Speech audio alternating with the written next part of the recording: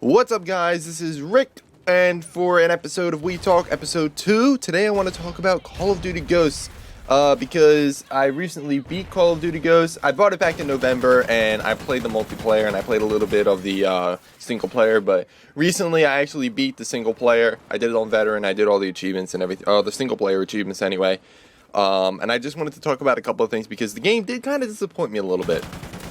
But for those that know me, they know I'm a huge Call of Duty fan since the first Call of Duty game. While my first experience in online gaming didn't come until Call of Duty Black Ops, which was the original, I did get to enjoy the campaigns of many games within this franchise. I find that the Call of Duty series are good for their single-player experiences that are filled with exciting action-filled moments and compelling storytelling and fun level designs. Level designs is an important thing that we're going to talk about. But I'm not saying every Call of Duty game thus far has followed this trend, as a few are less satisfying than others. But with Call of Duty Ghosts, the phrase that I think best sets this series apart from, or this title in the series apart from previous titles, the phrase I want to use is half-assed. I feel like the developers knew what they wanted to do with the game, but then about halfway through it, they got lazy, because the earlier levels, they're good length. You know, there's good storytelling in the beginning of the game. In fact, the beginning of the game has a really, really intense Call of Duty-like moment, and they set the bar so high, and then throughout the entire game, in my opinion, I didn't feel like it reached that level of intensity ever again. But even later on, a lot of the missions were clocking in at 3 minutes, especially when everything is starting to come into play. Like, for Black Ops 2 rather, the first level you play in is you're on you're in an area, you're in a helicopter, and then you're shooting down tanks, and you're following this guy in the car, and you're shooting everybody, and then it cuts to you're on the river, you attack the boat, and then the boat crashes, and then you go and you're on land and you're sneaking, and then after you're sneaking you come backwards and you're fighting everybody off as you try to get back to the river. Whereas in Call of Duty, more specifically the space mission, is shoot a couple of guys, get inside the tube blows up, and then you go through this way, blow up something else, and then boom, done. It didn't feel like it was an immersive experience. I feel like I said, when they originally thought of the idea for Ghosts, they didn't actually perform. I feel like the vision, they kind of, it feels rushed. The word I'm looking for is they feel rushed. Is that they had good in the beginning, and then they're let's just throw the rest of it together. It kind of was messy. The story wasn't as interesting as I thought it would. And even still, it was even when the game was on Veteran, it didn't feel hard. I beat it in a matter of 2 days, the Veteran. And that's because I work. I could have beaten it easily in 1 day, but I gotta work, so I played it in the morning, and I work nights, so I played it in the morning, went to work, next day, same thing, work. That's how easy it was. And I even was able to get some of the achievements that I didn't get the first time. It's so easy. And when past Call of Duty games, when I played Black Ops 2, I had to fight tooth and nail. And especially with Modern Warfare, or the first Modern Warfare, which would be Call of Duty 4, I had to fight tooth and nail just to get from point A to point B. And it was so hard to get from one room to the other. But in Ghost, it's like a cakewalk. It's insane. Another thing that I was disappointed about with the game was that some of the cool things, let's talk about Riley, who's the dog, is that when they were building the game up, they were talking about the dog being its own character. They were talking about the dog and how you can control the dog, and let me just tell you right now, you can control the dog in one level. And I thought it was going to be something that they would do continually throughout the game, but that's not the case. And they show you how to do them. It's in one really short mission, and that's it. You never get to use him again. Also, the dog is not a character. I mean, it kind of is. You kind of care for the dog. Dog lovers are going to connect with the dog anyway. And it is kind of cool, but as a character, I can't sit here and tell you that Riley is an excellent character. I mean, he's in the game. It's a dog that's in the game, and the dog has a name. I mean, there's no background. I was watching reviews and somebody said it was a family dog, and I still don't understand where they got that feeling, because if you play through the game, I don't think I could be completely wrong. I could be completely full of crap. But I don't think anywhere in the game they say that Riley is a family dog. It's just a dog that happens to be there. And even a lot of times, especially in like the later levels, Riley isn't even with he isn't even with the main character. Because the main characters are, you play as one brother and the other brother is there also, and they're striving to be ghosts. That's not a spoiler, it's basically what the game is. You learn about that pretty early on. And the dog is usually there, but in the earlier levels the dog is always there with you guys.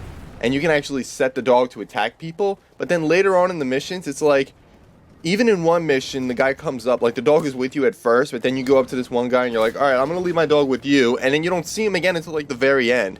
And then later on in another mission, he's there in the beginning, disappears, and then randomly reappears. It's so weird the way they just threw it in there. It was like, they had the dog in missions, and then they forgot about him. It's just like, it feels like so half-assed. Like, they kind of threw it together. It wasn't, like, the ending was alright, but it wasn't great. It wasn't something I was going to be like, oh my god! It was actually kind of weird. Like, it was a good ending, and it kind of left the door open for another Ghost game, like Ghost 2, which could probably be coming out in the next 2 years, like, because they, Infinity Ward and Treyarch actually alternate. It's 1 year is a Treyarch game, the next year is an Infinity Ward game, and then the next year is a Treyarch game, and the next year is an Infinity Ward game. So I guess in 2016, or no, I'm lying. Probably the fall of 2015, we'll probably see the next Ghost game, where we'll see a continuation of this story. I don't know, I was just really disappointed with the multiplayer, or not the multiplayer, I was disappointed with the single player aspect. I feel like it was like really lazily thrown together, especially toward the end. The multiplayer, however, is pretty. I mean, like the multiplayer, people give a lot of heat to the Call of Duty franchise, more than it deserves. The Call of Duty franchise knows what it is, and especially, I'm talking about the multiplayer. A lot of people say that it's repetitive, but in my opinion, if it's not broke, don't fix it. And Call of Duty multiplayer is good for what it does. It knows what it is. It knows that it's, you know, it's not striving. I mean, I don't want to say it's not striving to be realistic, but it's. You're not going to have a war zone where 16 people are running around in a closed area and shooting each other and getting points for it. That's not the way war works. If you want like a more immersive Battlefield actual experience, go to Battlefield 4. That's a good multiplayer. It's a really addicting multiplayer. It's so much fun. But Call of Duty is also good. If you want to have that kind of style of gameplay, go for that. It's fun. It works. The only issue with the multiplayer is that the maps are too big and there's not enough people to fill them.